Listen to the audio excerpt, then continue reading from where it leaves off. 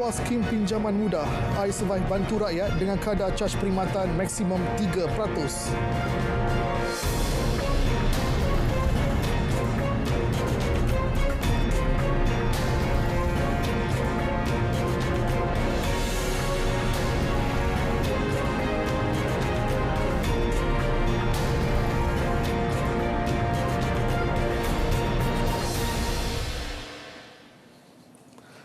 Selamat malam dan salam sejahtera. Anda bersama saya Muhammad Cina Sami, Berita Parlimen.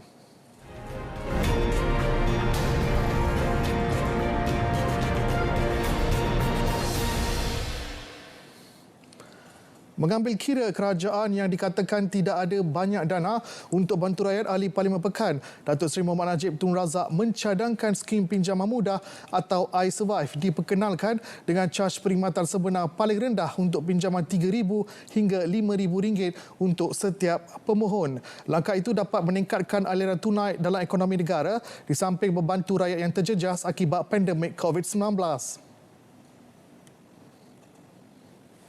Sesiapa dari golongan B40, M40 boleh memohon kepada bank dan akan diluluskan secara automatik untuk dibayar terus ke dalam akaun pemohon dalam masa 2-3 hari kemudian. Pinjaman ini disediakan oleh bank tetapi dengan jaminan penuh kerajaan. Caj perkhidmatan sebenar paling maksimum adalah 3% atau bersamaan dengan RM90 setahun bagi pinjaman RM3,000 dalam tempoh bayaran balik selama 3 tahun. Jelas bekas Perdana Menteri, kaedah itu juga tidak akan memberi impak kepada hutang langsung negara kerana ia merupakan jaminan kerajaan kepada pihak bank. Beliau juga meminta kerajaan menaikkan pengeluaran wang KWSP menerusi skim iCitra kepada RM10,000. Bagi memulihkan pasaran saham pula, kerajaan perlu memperkenalkan program kepada bank-bank agar membiayai 70% daripada pembelian saham bagi setiap rakyat yang ingin membuat pelaburan dalam senarai saham dibenarkan. Ia kerana realiti pasaran saham Malaysia kini berada di bawah nilai, namun masih ada peluang untuk membolehkan seluruh rakyat turut terlibat dalam pemulihan ekonomi, seterusnya menjadikan pasaran saham lebih dinamik. Strategi baru bagi meningkatkan keyakinan pelabur asing itu juga perlu dilaksanakan untuk menjadikan pasaran saham negara lebih dinamik dan menarik. Antara strategi itu termasuk mempercepat proses mendapatkan kelulusan Suruhanjaya Sekuriti dalam semua urusan syarikat tersenarai.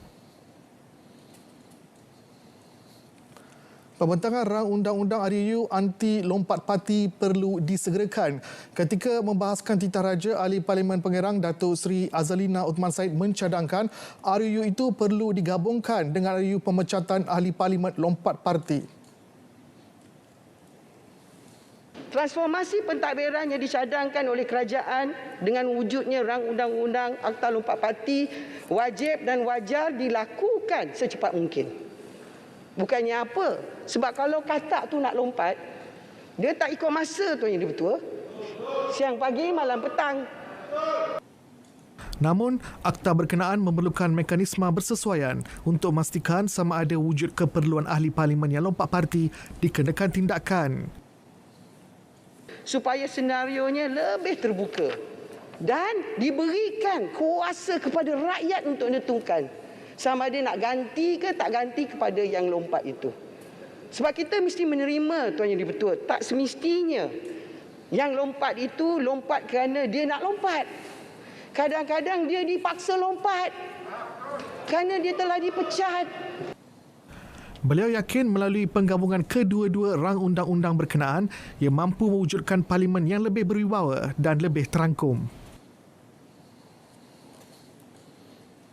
Menyokong perkara sama, Wakil Pontian Datuk Seri Ahmad Maslan mahu Akta Anti Lompat Parti yang dicadangkan pada Disember 2018 perlu diwujudkan di peringkat negeri supaya sistem demokrasi negara tidak tercemar. Akta itu perlu diadakan kerana lompat itu mencemar demokrasi, lompat parti mengkhianati pengundi, lompat melanggar etika parti, jika lompat automatik berlaku pilihan raya kecil dan yang lompat tak dibenar tanding pilihan raya kecil itu. Itu antara cadangan dan juga saya katakan kepada akta itu patut kenakan denda kepada MP yang lompat parti seperti pulangkan dana 200,000 yang dibenarkan oleh Suruhanjaya Pilihan Raya yang telah diguna ketika kempen kembali kepada parti, dan peringkat negeri juga wajar adakan akta itu untuk menghalang adun daripada melompat. Konsep keluarga Malaysia dalam kepimpinan Perdana Menteri Datuk Seri Ismail Sabri Yaakob adalah satu pendekatan terbaik. Ya, tak kala Malaysia berdepan 3 krisis penting, iaitu kesihatan, ekonomi dan paling besar krisis politik, sehingga menyaksikan 3 kali pertukaran kerajaan dalam tempoh 1 penggal. Bagi memastikan konsep itu dijayakan, jelas Wakil Kuala Nerus 3 skop perlu diamalkan, iaitu tolak ansur politik, kerjasama ekonomi dan solidariti sosial. Penting untuk negara kita Malaysia dalam konteks berhadapan dengan isu-isu politik, isu-isu ekonomi, untuk kita mewujudkan suatu semangat solidariti antara rakyat dalam perkara kebajikan. Mengambil contoh, beliau mahu CSR korporat perlu diagih serta diperkasa dengan baik menerusi pemberian rebat cukai sewajarnya bagi menggalakkan pelaksanaan solidariti sosial dalam sektor korporat. Ahli Parlimen Jempol Datuk Salim Sharif mencadangkan agar setiap anggota Kabinet membentangkan sasaran indeks petunjuk prestasi bagi 100 hari pertama kementerian masing-masing untuk pengetahuan rakyat. Menerusinya, rakyat akan mengetahui perkara yang sedang dan akan laksanakan sepanjang tempoh 100 hari dari tarikh lantikan. Tindakan ini selaras dengan ciri sebuah negara yang mempunyai tabir urus pemerintahan yang lebih baik ataupun good government, di mana terdapat ketelusan, keterbukaan dari segi maklumat. Justru itu saya ingin mengingatkan kepada rakan-rakan yang menggotai kerajaan dalam barisan kabinet untuk terus bekerja dan melipat gandakan usaha, kerana 100 hari pertama akan berakhir pada 8 Disember 2021. Perdana Menteri sebelum ini mengumumkan 31 menteri dan 38 timbalan menteri sebagai barisan kabinet berorientasikan hasil. Semua anggota kabinet perlu membuktikan pencapaian awal dalam tempoh 100 hari pertama. Menyentuh strategi keluar daripada pandemik COVID-19, Ahli Parlimen Kulim Bandar Baru, Datuk Seri Saifuddin Nasution Ismail mengetengahkan kaedah intermat work, iaitu formula 4 hari kerja 10 hari lockdown. Jelasnya kaedah itu dapat mengurangkan risiko jangkitan COVID-19. Kenapa 4 hari kerja? Apabila seseorang dikesan positif dengan virus COVID, sains membuktikan bahawa 3 hari berikutnya tidak ada risiko yang mengalami positif itu boleh menjangkiti orang lain. Virus tidak tersebar sebab pada ketika itu sains menyebut virus berada pada keadaan yang paling lemah. Bila dia mula sebar kepada orang lain, hari yang kelima, hari yang keenam. Jadi formula yang dikemukakan oleh para saintis sekarang dalam merangka exit strategi supaya para pembuat dasar mempertimbangkannya. Jelasnya, sains menyebut bahawa kaedah tersebut adalah paling praktikal untuk dipertimbangkan. Beliau juga mahu kerajaan memperincikan perancangan lanjut berhubung vaksin penggalak berikutan ada laporan kadar imunisasi akan berkurangan. Kementerian Perdagangan Antarabangsa dan Industri pula disaran untuk mengkaji secara berasingan tahap kesediaan setiap sektor atau industri sebelum memberi kebenaran untuk beroperasi. Jelas Ahli Parlimen Jelun Datuk Seri Mukris Mahathir, ini akan membantu kerajaan mengekang penularan virus dan kluster berkaitan sektor. Ini memberi kesan kepada imej kita sebagai destinasi pelaburan. Kalau peraturan dan pendekatan yang kita gunakan itu tak jelas, tak tepat, ya, pelabur yang sedia ada akan lari dan pelabur baru pun tidak akan mempertimbangkan Malaysia sebagai destinasi pelaburannya. Dalam aspek kesihatan rakyat pula, Wakil Sempurna mahu kemudahan dan peralatan kesihatan di hospital ditambah baik. Jelas Datuk Seri Syafiq Abdal, ini bagi memastikan semua hospital mempunyai kapasiti untuk memberikan rawatan kepada rakyat, khususnya pesakit COVID-19. Jelasnya pesakit COVID-19 kini digalakkan untuk melaksanakan kuarantin kendiri kerana kebanyakan hospital kekurangan peralatan diperlukan. Menggalakkan supaya pesakit yang positif duduk ke rumah. When they are in the house, they don't have medical facilities. Mana ada pakar nak monitor temperature dia, oxygen content dia, ya? Yang kemungkinan kalau tak diurus dengan baik, mereka bukan hanya akan meninggal dunia, bahkan juga mereka ini juga akan menjangkiti keluarga yang ada di rumah. Ahli Parlimen Ulu Rajang Datuk Wilson Kumbong mahu pembangunan infrastruktur digital yang berterusan dilakukan di kawasan pedalaman, khususnya di Sarawak. Beliau mahu Kementerian Komunikasi dan Multimedia menambah pembinaan menara komunikasi menggunakan tenaga solar, memandangkan menara yang menggunakan tenaga elektrik sering berdepan masalah bekalan. Satu, saya minta menara di Long Busang dan Long Jawik Belaga. Dua, menara di rumah melintang Sungai Gat Kapit. Tiga, di Punan Bar Punan Biau Belaga. Empat, Nangan Berit Batang Rajang Baleh. Lima, rumah Drek Ulu Jelalung Tubau. Enam, SK Lubuk Mawang Sungai Majau. Tujuh, iaitu Nangan Belinau Sungai Mujong. Harus diberi perhatian daripada Kementerian Komunikasi dan Multimedia. Dalam aspek keselamatan, beliau mahu Kementerian Pertahanan membina kompleks imigresen, kastam dan kuarantin CIQ di Tapak Megah dan Long Singut supaya dapat mengekang kemasukan pendatang asing tanpa izin selain mengelak penyeludupan barangan subsidi. Selain itu, jaringan keselamatan di laluan sempadan Kalimantan Sarawak atau Sarawak Kalimantan Border Security Alignment perlu diwujudkan segera bagi menjaga keselamatan sempadan negara. Jelasnya, Tentera Nasional Indonesia telah mendirikan 89 pos kawalan berbanding Malaysia hanya 12 pos kawalan.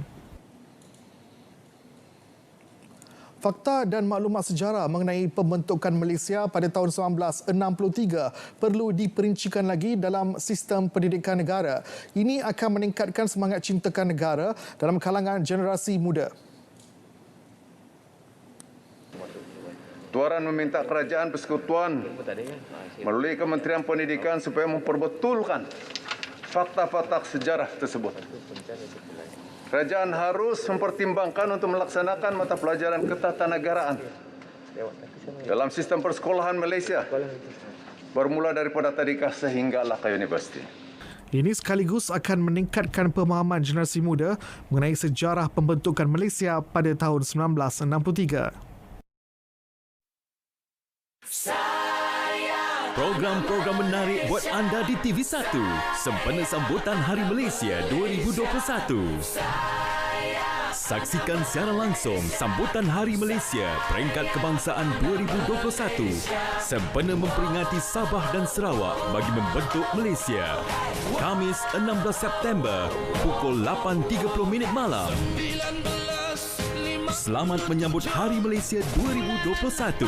Malaysia Prihatin daripada kami di TV1.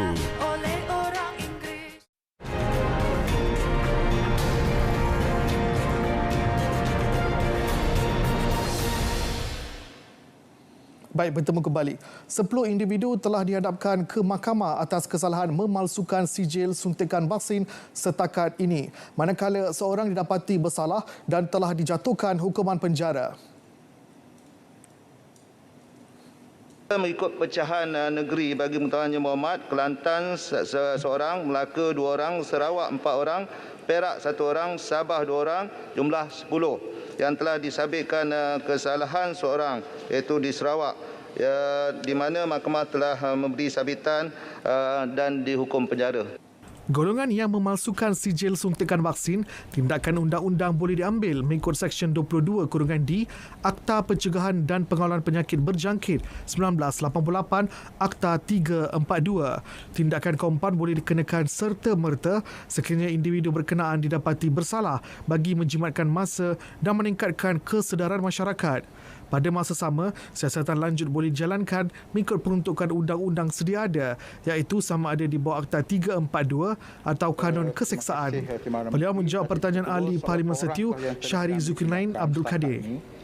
Dan adakah kerajaan Bagi menyokong usaha menjayakan program imunisasi COVID-19 kebangsaan, Kementerian Dalam Negeri melaksana langkah proaktif dalam memastikan urusan pendaftaran dokumen pengenalan diri individu berkelayakan dapat dilaksana dengan mudah.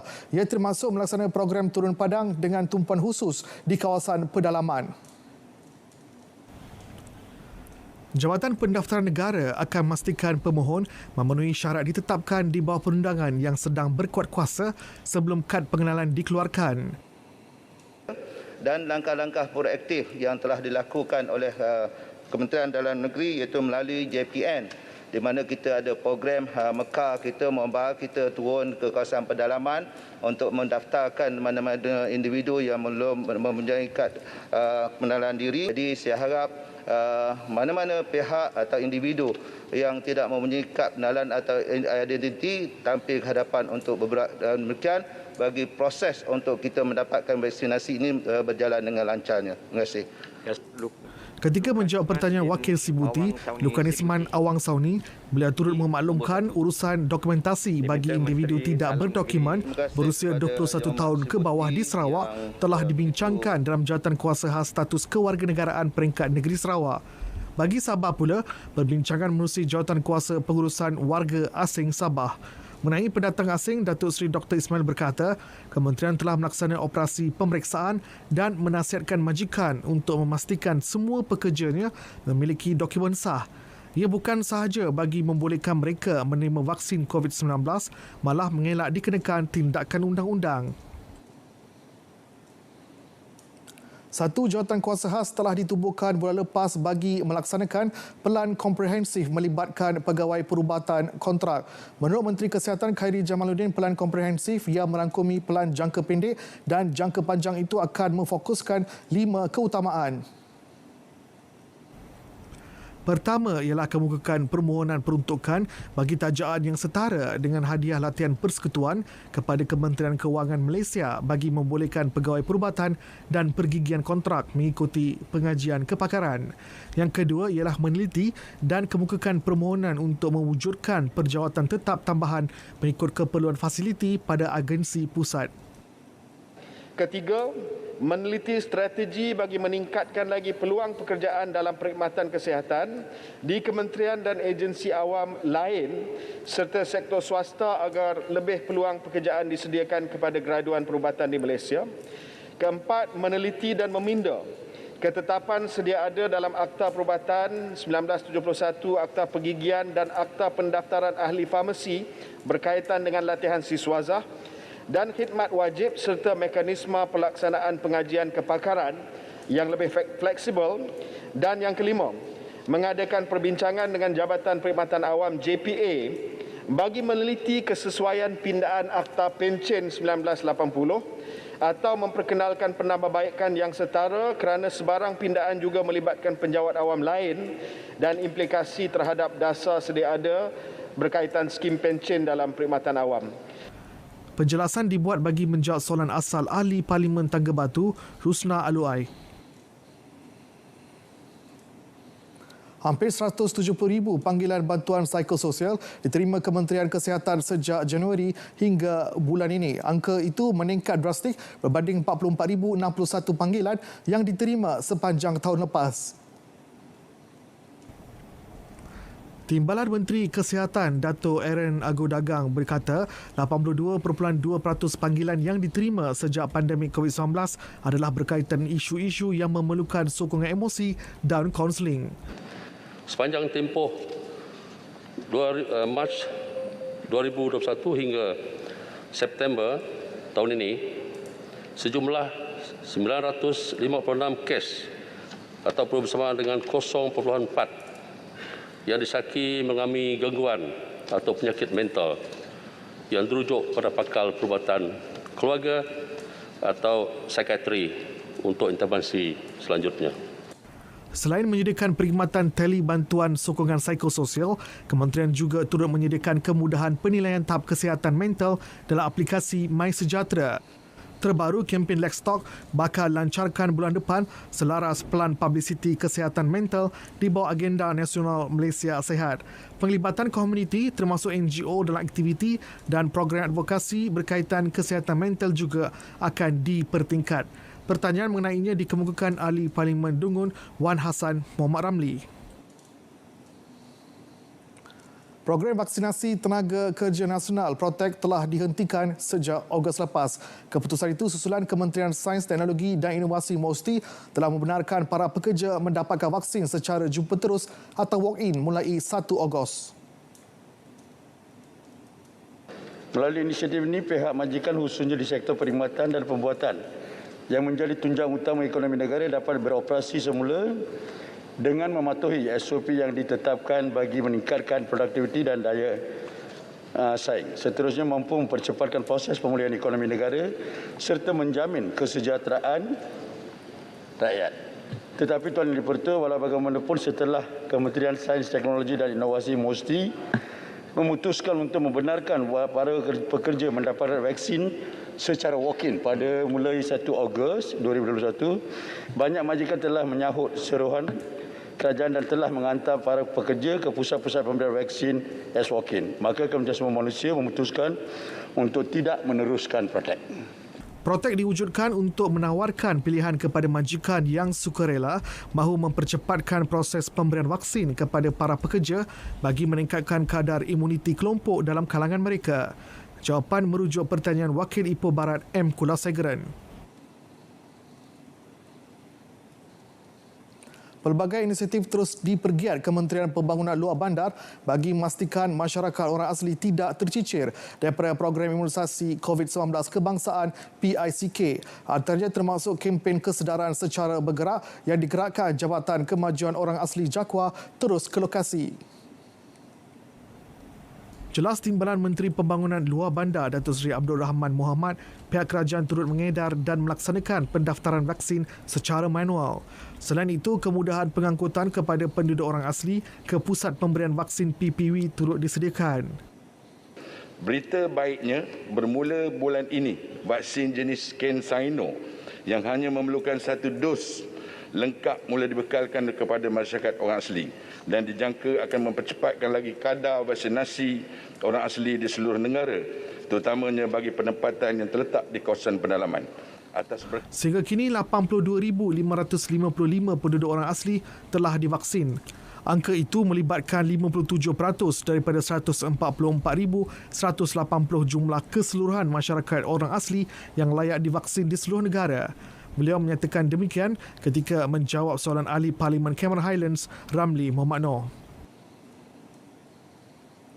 Sehingga Julai lepas, ramai 7,562 usahawan telah memohon penjadualan semula bayaran balik pembiayaan perniagaan Majlis Amanah Rakyat MARA.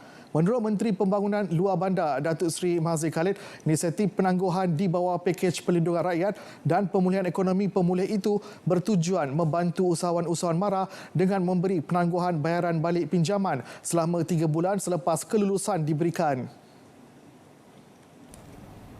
Jelasnya, MARA juga telah memperuntukkan RM324.3 juta bagi membantu para usahawan yang terjejas akibat wabak COVID-19.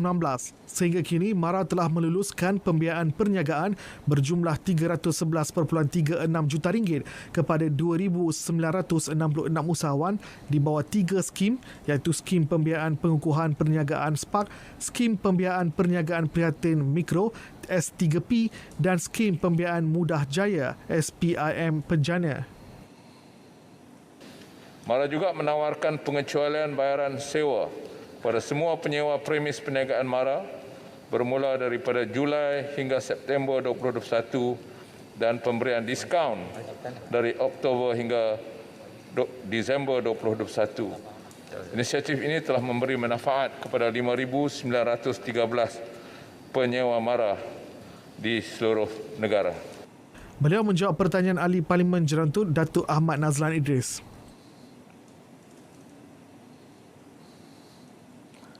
Satu jawatankuasa khas bakal ditubuhkan bagi menyarah semua program bantuan serta peruntukan di bawah Kementerian Pembangunan Usahawan dan Koperasi. Langkah itu jelas Menteri Tan Sri Noh Omar bagi memastikan setiap inisiatif dan program bantuan yang digerakkan 9 agensi di bawah kementerian dapat digunakan sepenuhnya untuk membantu golongan usahawan yang terjejas akibat COVID-19. Kerana kita tahu dalam usahawan ni dia ada mikro, industri kecil sederhana dan sebagainya. Jadi kita akan selaraskan ini melalui jawatankuasa yang akan diketuai oleh ketua seusaha, dan juga saya akan bekerjasama dengan persatuan-persatuan. Saya tengok semua bidang usahawan ni ada berbagai-bagai persatuan. Jadi insya-Allah saya akan berjumpa dengan persatuan dan kita dengan kerjasama persatuan seperti beberapa persatuan, maka mereka akan membantu kita untuk melaksanakan supaya bantuan yang diberikan oleh kerajaan ini akan sampai kepada kumpulan sasaran. Beliau berkata demikian ketika menjawab soalan tambahan Ahli Parlimen Lenggong, Datuk Seri Samsul Anwar Nasrah. Dana disebut tadi besar. Sebab itu kita Kementerian Dalam Negeri sentiasa bersikap terbuka untuk membantu permudah urusan pembaruan visa para pelajar asing di Malaysia yang telah tamat tempoh ketika pandemik COVID-19. Timbalan Menteri Datuk Seri Dr. Ismail Mohamad Said berkata mereka boleh berhubung terus dengan Jabatan Imigresen bagi urusan tersebut.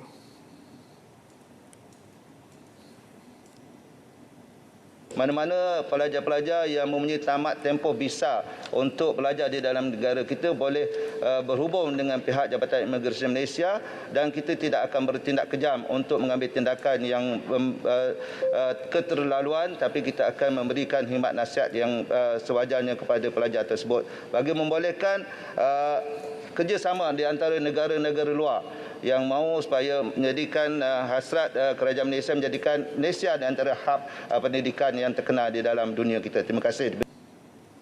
Penjelasan menjawab pertanyaan Wakil Simpang Renggam Dr. Mazli Malik mengenai aduan diterimanya berkaitan pelajar asing yang diarah keluar dari Malaysia dan kembali semula bagi memperbaharui visa pengajian mereka. Kementerian Belia dan Sukan serta Kementerian Kesihatan sedang meneliti proses pembukaan semula gimnasium dan sukan-sukan rekreasi seperti bowling. Keperluan itu susulan keluhan pengusaha gimnasium yang kemungkinan gulung tikar berikutan tidak dapat beroperasi sepanjang tempoh Perintah Kawalan Pergerakan PKP. Kita juga sedang berurusan dengan cukup rapat dengan Kementerian Kesihatan. Kita telah pun menyediakan cadangan untuk mengadakan SOP yang ketat bagi membolehkan fasiliti-fasiliti sukan ini dibuka, dan saya percaya buat masa sekarang ini pihak Kementerian Kesihatan Malaysia sedang memperhalusi cadangan-cadangan yang dibuat, dan insya-Allah dalam masa yang terdekat ini dapatlah kita kembali membuka gimnasium dan juga sukan-sukan rekreasi seperti bowling ini dapat beroperasi semula. Soalan dikemukakan Wakil MUA Said Abdul Rahman.